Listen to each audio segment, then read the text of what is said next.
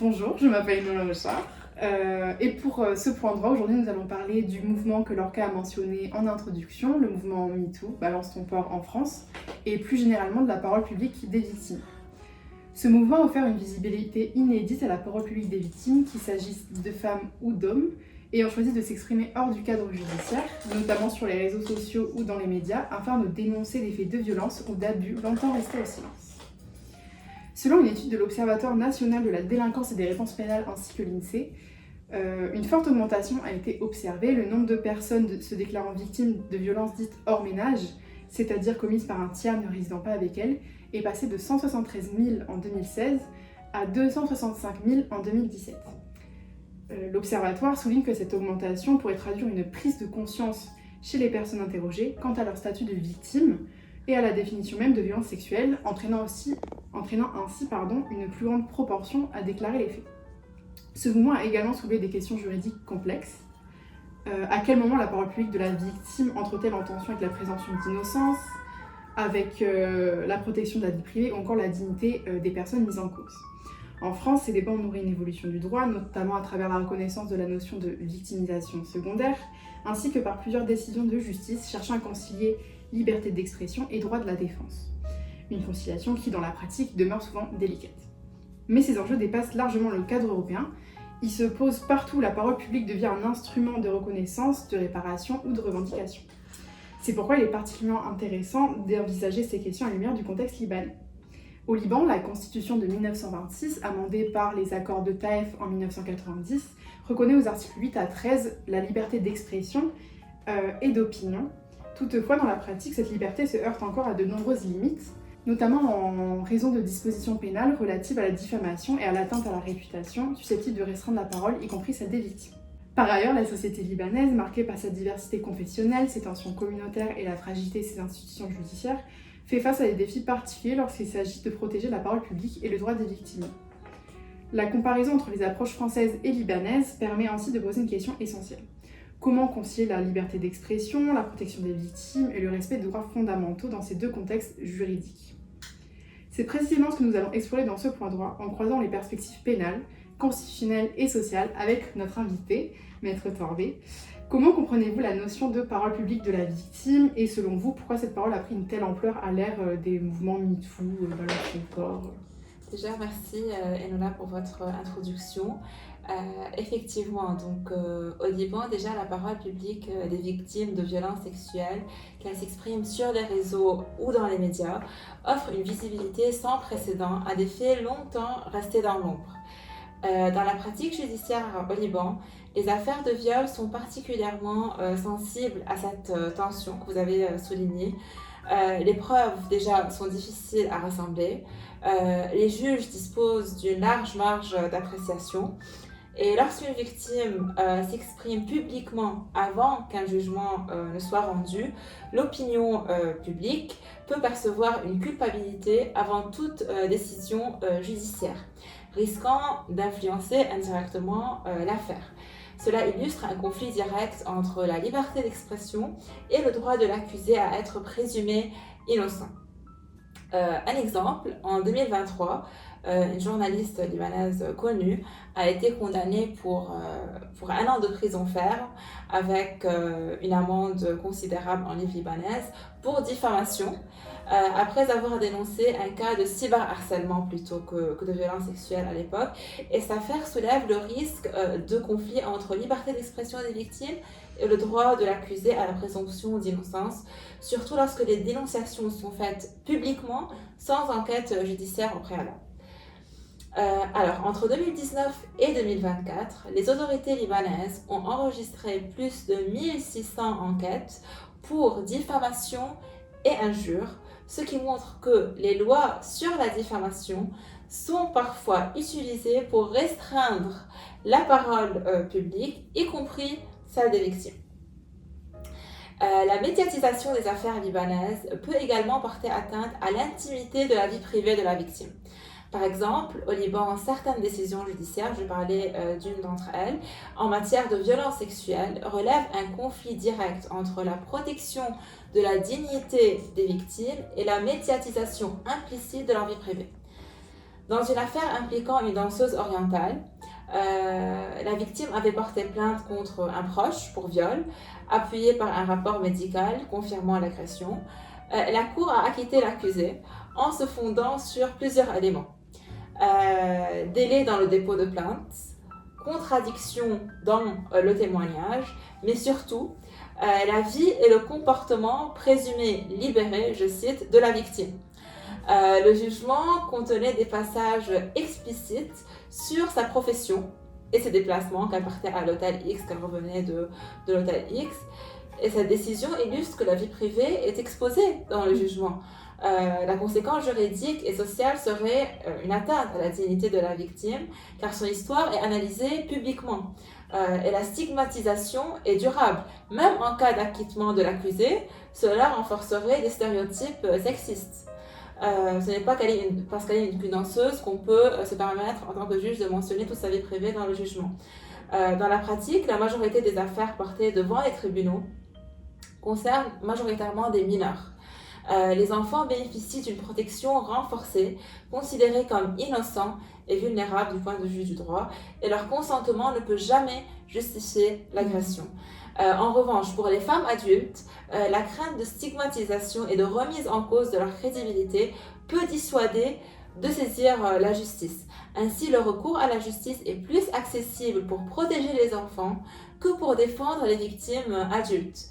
Et donc le défi consiste à créer un équilibre entre visibilité des victimes et respect des garanties procédurales, tout en tenant compte des réalités sociales, culturelles et judiciaires libanaises. Et donc l'atteinte à la vie privée, ça ne touche pas seulement l'accusé, mais également et surtout la victime aussi, qui prend aussi pour elle-même un risque en parlant. Si quelqu'un crée attentionnellement un système destiné à provoquer des symptômes de troubles de stress post-traumatique, ce système ressemblerait fortement à un tribunal, écrivait Marie Fan en 2014. Cette remarque illustre la notion de victimisation secondaire, c'est-à-dire la difficulté de nombreuses victimes à traverser la procédure judiciaire sans en subir un traumatisme supplémentaire. En France, le tribunal judiciaire de Paris, dans un jugement en date du 23 mai 2023, a pour la première fois reconnu la notion de victimisation secondaire, accordant une indemnisation autonome pour ce préjudice moral distinct. Au Liban, il n'existe pas à notre connaissance de mécanisme juridique ou institutionnel spécifiquement dédié à cette notion de victimisation secondaire. En effet, le concept reste très récent, y compris au plan international, bien qu'il ait été largement développé par la jurisprudence de la Cour européenne des droits de l'homme et de la Convention d'Istanbul de 2011, qui impose aux États parties de former les professionnels du droit à côtoyer une victime afin de prévenir ces situations. Cette question touche au cœur de la dialectique juridique entre la liberté d'expression protégée par l'article 11 de la Déclaration des droits de l'homme et du citoyen et de l'article 10 de la CEDH mentionné plus tôt, et de la présomption d'innocence qui est protégée en interne par l'article 9.1 du Code civil. L'affaire Balance ton port illustre bien cette ligne fragile entre la dénonciation d'un fait d'intérêt général et de la diffamation, notamment à travers un jugement de la Cour d'appel de Versailles en 2021. Au Liban, l'article 13 de la Constitution garantit la liberté d'expression, mais celle-ci reste limitée par les articles 383 à 387 du Code pénal relatifs à la diffamation, souvent utilisés pour faire taire ou intimider les victimes. Lorsqu'une victime s'exprime publiquement, que ce soit sur les réseaux sociaux, dans la presse ou dans un cadre militant, elle contribue à faire évoluer les mentalités, mais comme on l'a dit, s'expose à des risques importants, harcèlement, cyberviolence, plainte en diffamation, etc. Quel rôle les juristes ou les acteurs du droit devraient-ils jouer pour accompagner et protéger ces prises de parole ? En tant qu'avocate engagée pour les droits de la famille, il est essentiel de considérer la parole des victimes, non seulement comme un témoignage personnel, mais aussi comme un vecteur fondamental de justice et de transformation sociale. La liberté d'expression constitue un instrument précieux pour que la victime puisse se faire entendre sans crainte de représailles. Le rôle des acteurs du droit est triple. Déjà, les juristes et avocats plus précisément doivent veiller à ce que les victimes soient protégées tout au long du processus judiciaire. Inspirés par la jurisprudence française et européenne notamment, ils doivent anticiper et prévenir les traumatismes supplémentaires que peut générer une procédure. Par exemple, on a vu avec la décision sur la danseuse orientale, en garantissant un accès sécurisé aux tribunaux et en conseillant sur les recours disponibles pour indemniser le préjudice moral qui serait lié à la victimisation secondaire. Deuxième chose, les avocats et les magistrats ont un rôle pédagogique et pratique. Former les professionnels du droit à traiter les victimes avec sensibilité, proposer des dispositifs anonymes, et c'est le cas au Liban, il y a beaucoup de dispositifs anonymes qui sont présents, ou confidentiels pour témoigner, et soutenir les victimes dans la collecte des preuves, c'est le rôle de l'avocat, la communication de leur expérience, tout en respectant leur intégrité psychologique et sociale. Et dernièrement, au-delà de l'accompagnement individuel, les juristes doivent agir comme agents de réforme, promouvoir des lois qui protègent explicitement les victimes contre toute sanction pour avoir parlé publiquement, sécuriser la diffusion de leurs témoignages, supprimer des mécanismes répressifs injustifiés. Ils peuvent également collaborer avec les associations. Il y a beaucoup de ONG et d'associations féministes. Donc, en tant que juriste, nous avons un devoir de collaborer avec eux, avec des plateformes féministes également, pour amplifier la parole des victimes et transformer le débat public en réaffirmant que le silence ou la stigmatisation ne sont jamais des réponses acceptables. Je suis tout à fait d'accord. Dans une approche constitutionnelle, la question se pose ainsi.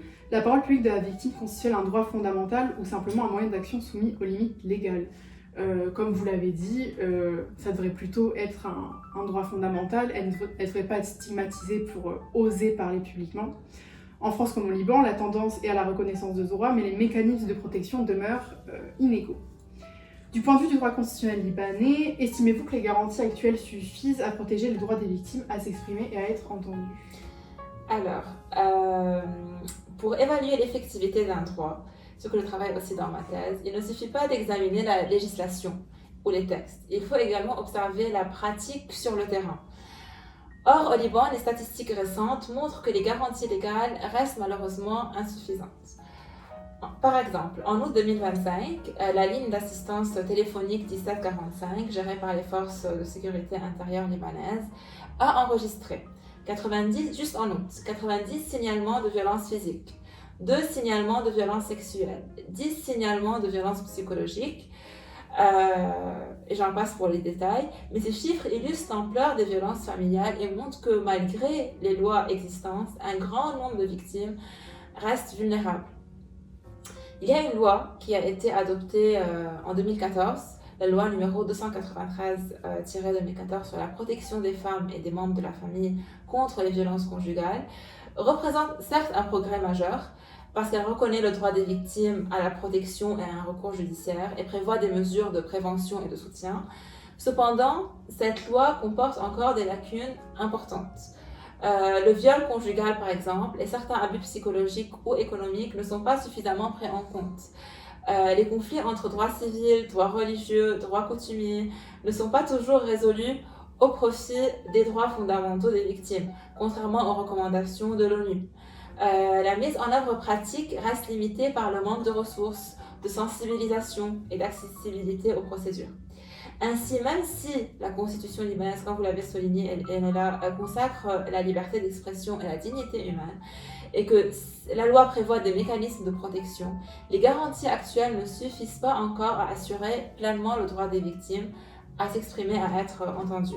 Les efforts doivent donc se concentrer sur l'amélioration des textes législatifs pour combler des lacunes existantes, le renforcement de l'application pratique de la loi, notamment via la formation des forces de l'ordre et des juges, la sensibilisation de la société et l'accessibilité des dispositifs de soutien afin que la parole des victimes ne reste pas lettre morte.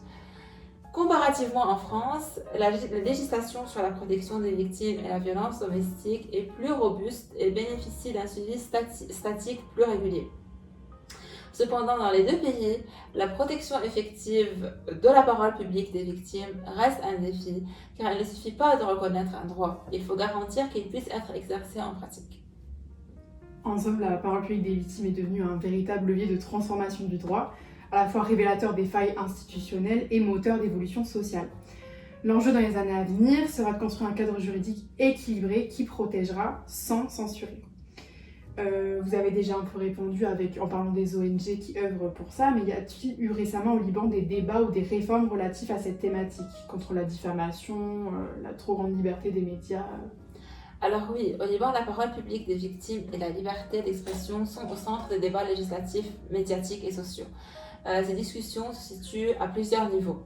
Il y a les débats et les réformes législatives, comme on a dit la loi de 2014, qui a été adoptée suite à des événements tragiques, suite à la mort suite à une violence conjugale. Et suite à ces violences conjugales, la loi de 2014 a été adoptée. Et c'est l'importance de la parole publique parce que c'est les médias qui ont parlé de ces deux situations tragiques. Et c'est suite à cela que la loi a été promulguée. Donc ça montre vraiment l'importance de la parole publique à travers les médias également. Donc il y a la loi de 2014 et un projet de réforme de cette loi, comme on a dit, suite à ces failles que j'ai déjà citées. Certaines modifications ont été introduites par les commissions parlementaires. Il y a aussi un projet de loi sur l'information et les médias en 2025. Ce projet vise à moderniser le cadre légal du secteur médiatique et à renforcer le droit et la liberté d'expression.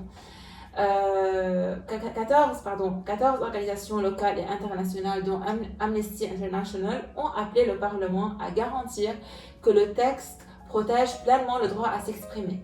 Notamment, je cite, en abrogeant la criminalisation de diffamation de l'injure et de mépris, en interdisant la détention préventive pour des infractions liées à l'expression et en assouplissant les restrictions à la création des médias.